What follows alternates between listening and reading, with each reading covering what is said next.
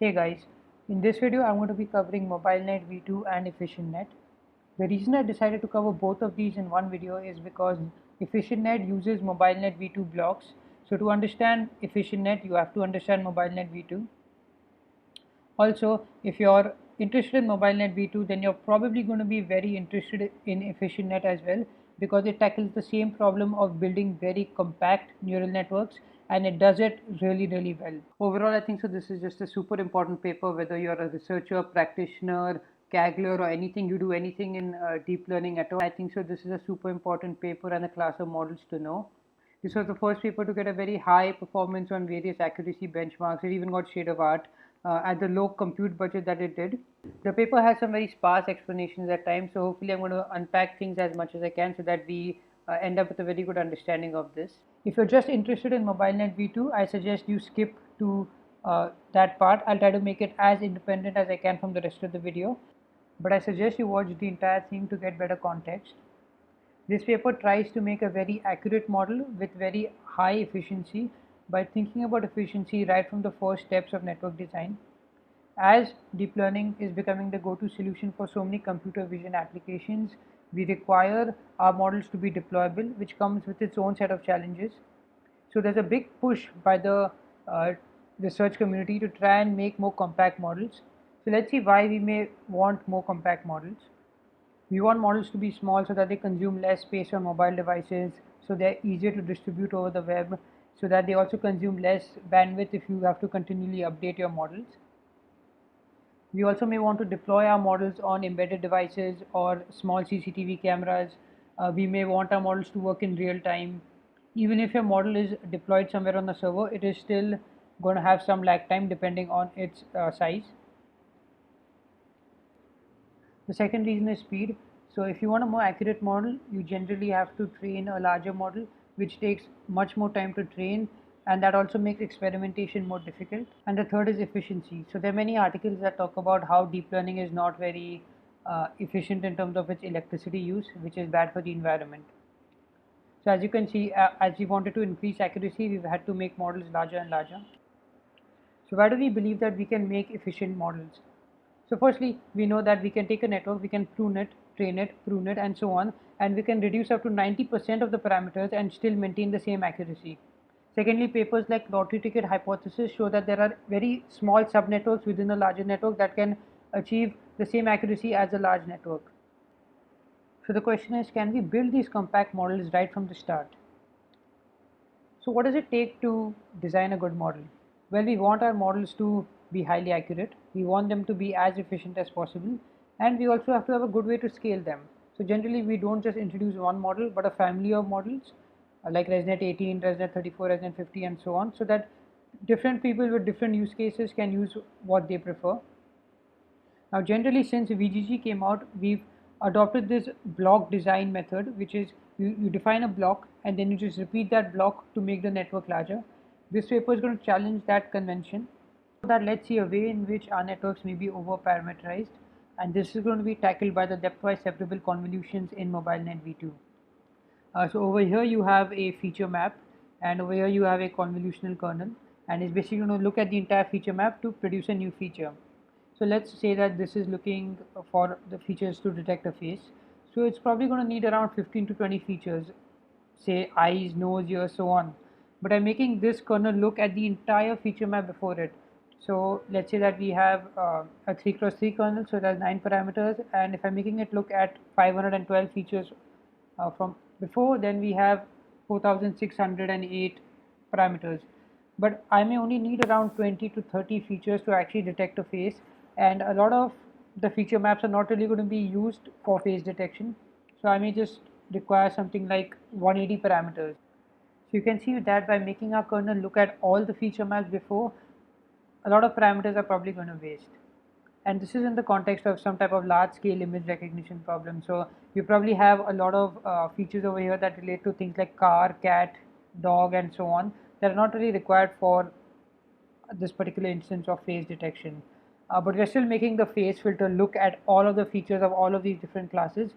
So there's a lot of redundancy over here. So in essence, my face detector would have many zeros at places where there are features which have nothing to do with the face. Similarly, my cat detector would have many zeros in places where I'm detecting features related to car or human and so on. So many of my features are only going to look at a subset of the previous features. But by making the filter look at all of the feature maps before, I'm still consuming those parameters, and most of which are probably going to be somewhere around zero. So this is going to make my model more heavier than it actually needs to be. And one way to think about this is exactly the difference between convolutional layers and fully connected layers. So what convolutional layers said is that instead of looking at this entire spatial grid all at once, you can just look at a small region over here and extract features very locally. And if you do that, you can extract features much more efficiently and much more robustly because you're not, hammered down with all the variation that's happening everywhere. And we're saying exactly the same thing, but for the depth dimension now. So can we apply the exact same reasoning for the depth? So instead of having to look at the entire depth, I would look at chunks and create features within those chunks. So just as our hypothesis was that features can exist locally, features can also exist within chunks of the depth, provided that the network is trained such that each chunk is individually meaningful. In fact, that's exactly what the res next does. It takes an activation map from the previous layer, it breaks it up into these separate groups, and it processes each of these separate groups separately, and then it finally concatenates or pools the result to create the final map. Now we're going to see that the depth-wise separable convolution tries to tackle this exact same problem in a slightly different way. But before we get there, let's talk about scaling for a bit. So let's recall, for a good model, we want high performance, high efficiency, and a good scaling technique. Now, when we're scaling a model, we are adding more resources to that model.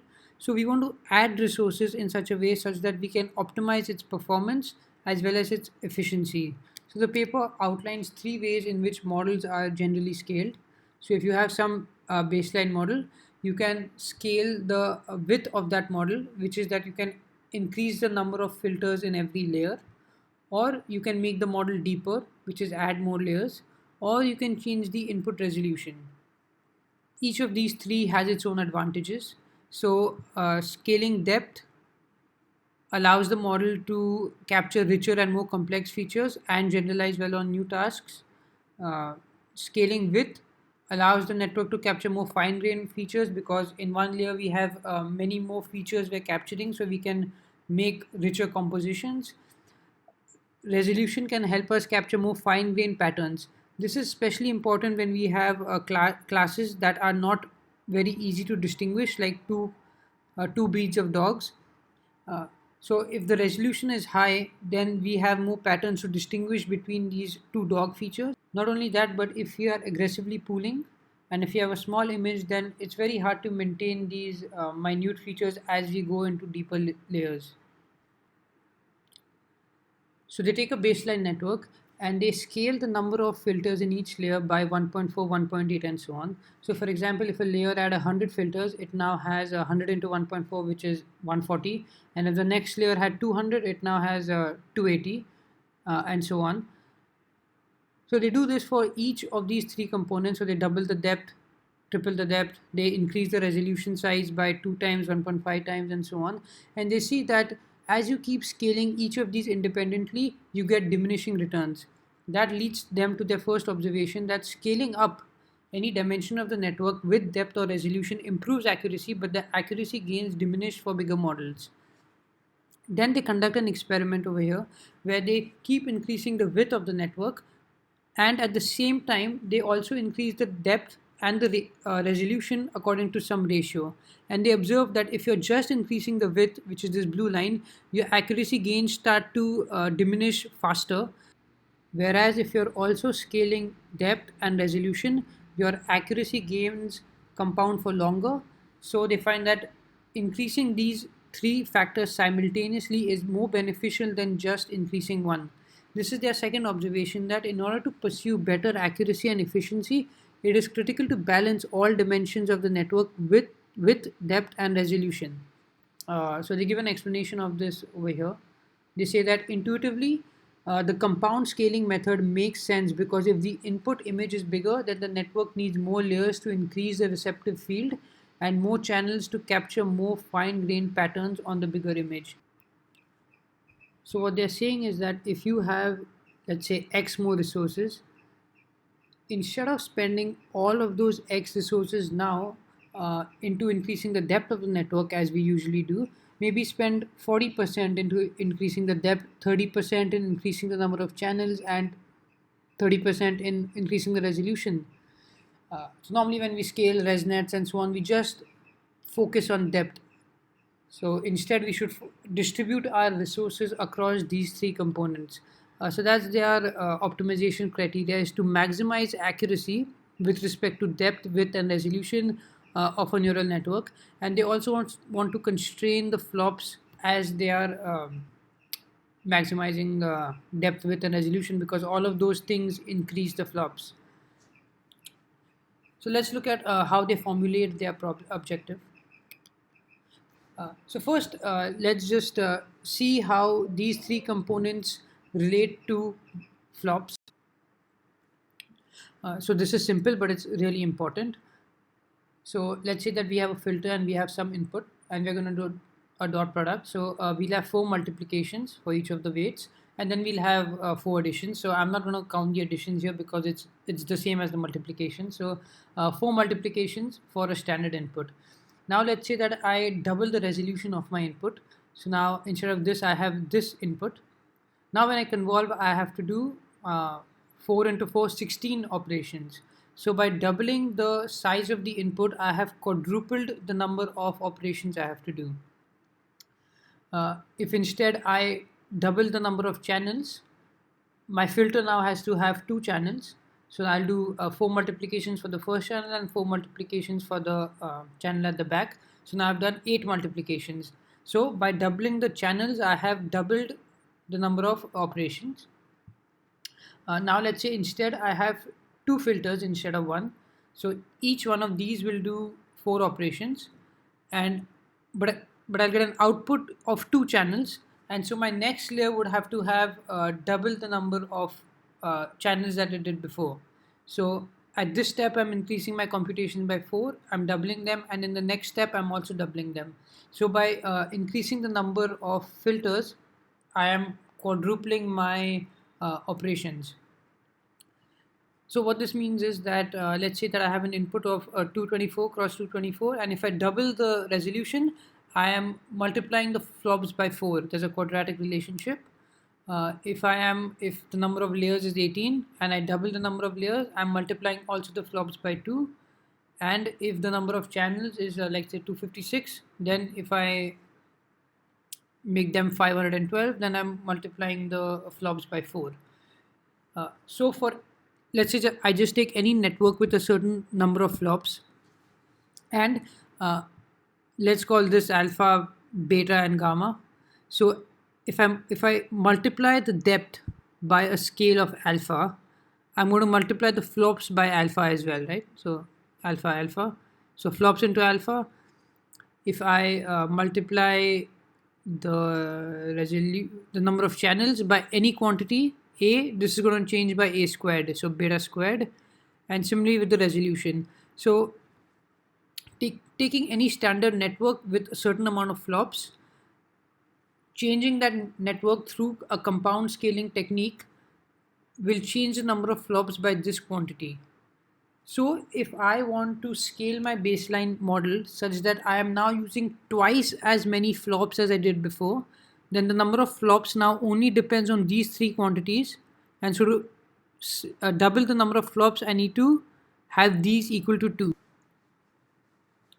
Similarly, now if I want to increase my number of flops by 2 again, my current number would now become my baseline flops, and I would have to multiply by this quantity again. So compared to my original baseline, that is, if I'm multiplying by this 2 times, it's like alpha squared beta raised to 4 and gamma raised to 4. So that is our constraint, is that we want alpha times beta squared times gamma squared to be equal to 2, which is saying that the number of flops that you use should only increase twice as much, and you want each of these to be greater than 1. That means you cannot scale down any of these factors. So let's look at our optimization objective. We are saying, look, maximize the accuracy of your neural network such that the number of flops can only go up by twice as much, and you're supposed to find the appropriate scaling factors of each of these components. So if you look at this, I could have just set alpha equal to 2 and these equal to 0, or these equal to 1, and I'd still get 2, but that may not maximize my accuracy.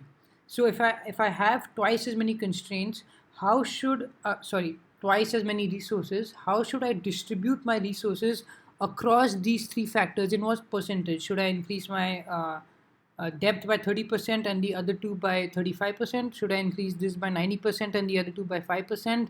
How exactly should I distribute my resources such that I am maximizing the accuracy of my network with twice as many flops?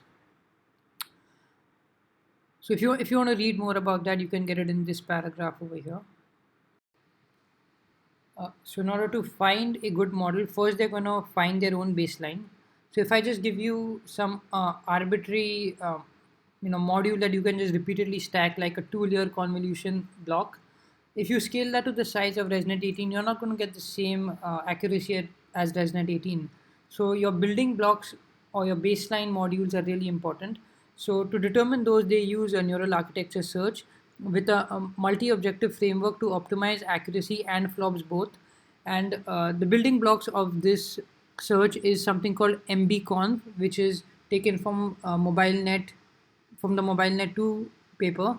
And they also add squeeze and excitation to this. We'll talk more about this later.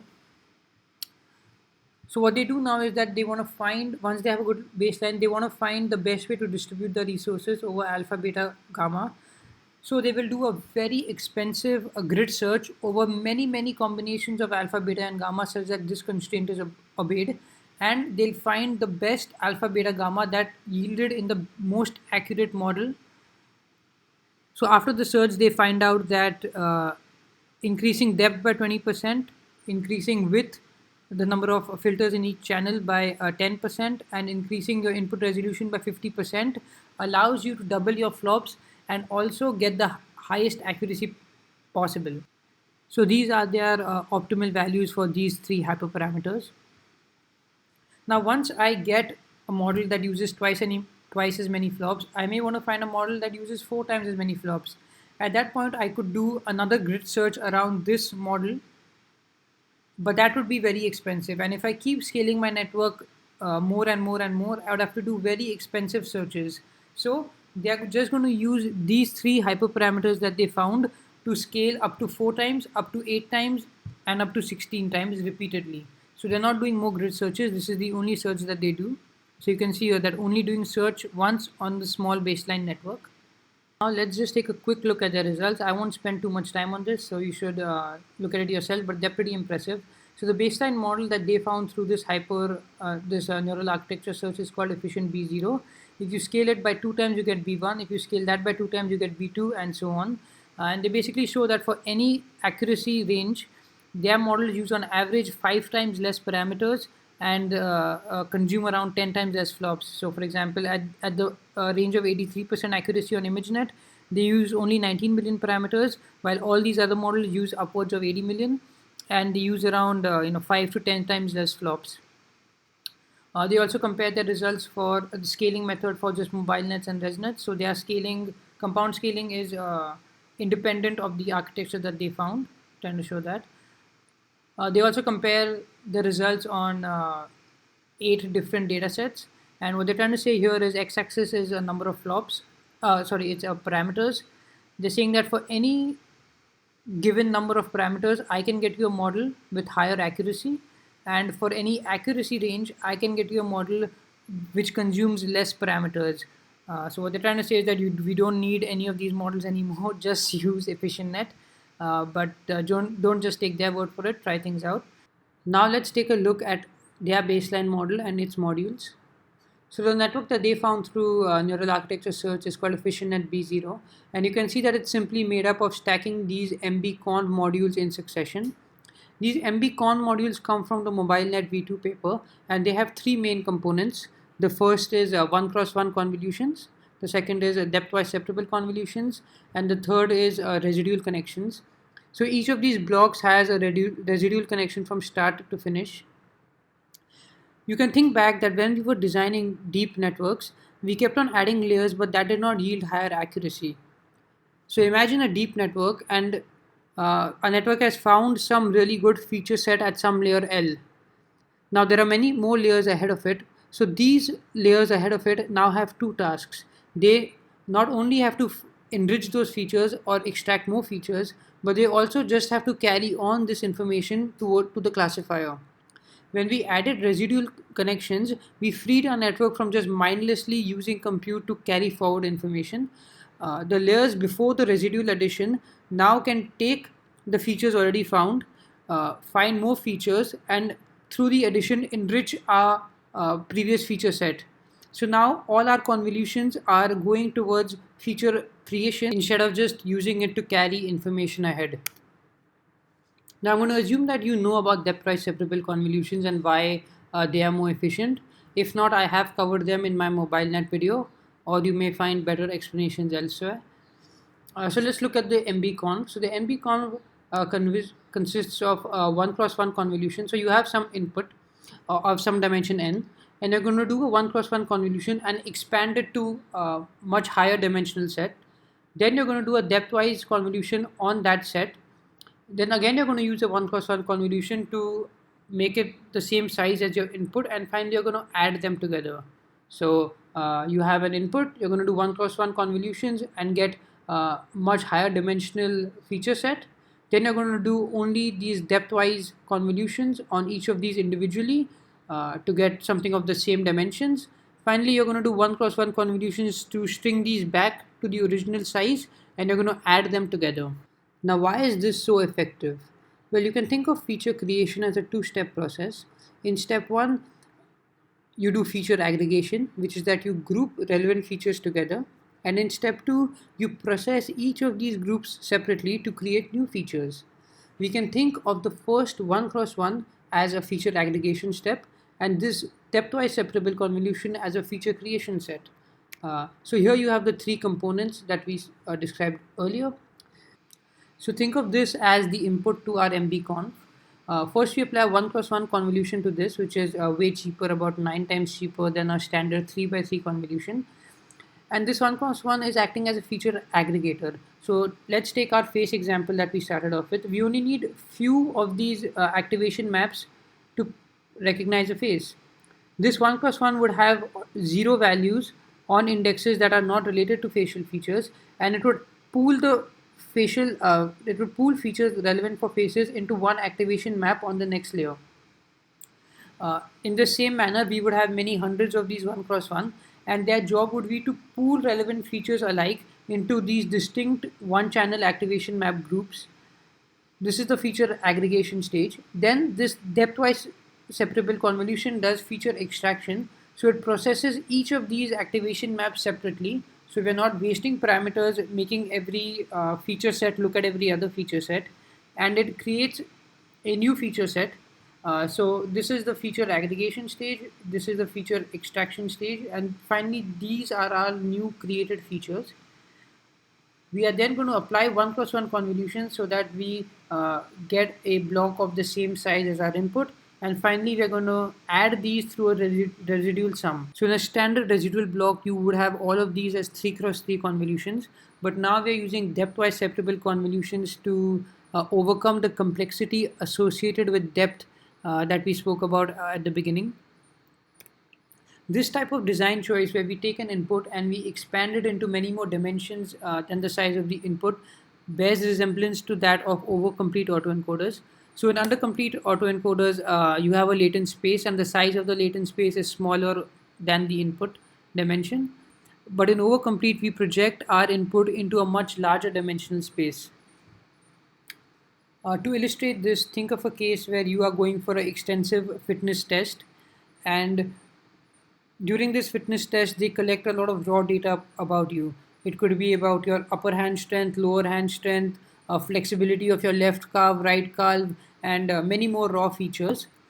And finally, at the end, they give you a report with about 7 or 8 aggregated metrics like your overall body strength or overall flexibility.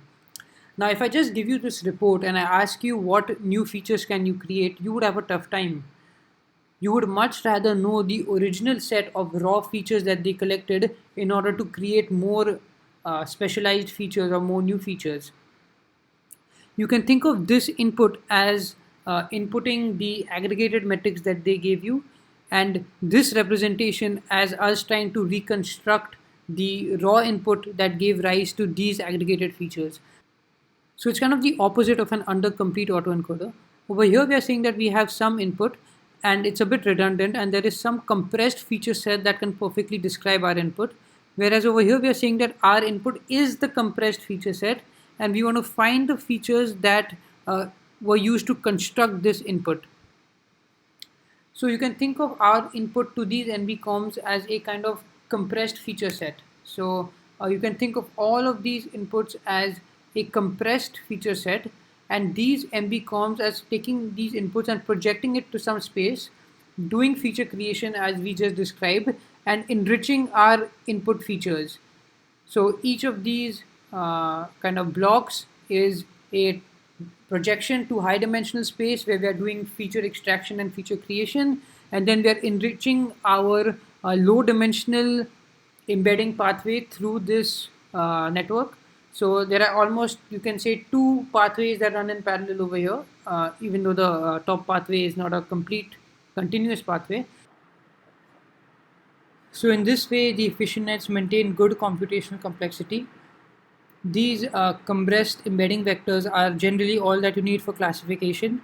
And when we do project things in high dimensions, we use the efficient depth-wise separable convolutions to process them. And efficient net B1, B2 are just scaled versions and deeper versions of these with different input resolutions. So coming back to the way that we can design good models, we get an efficient model because we use the extremely efficient MB-COM block.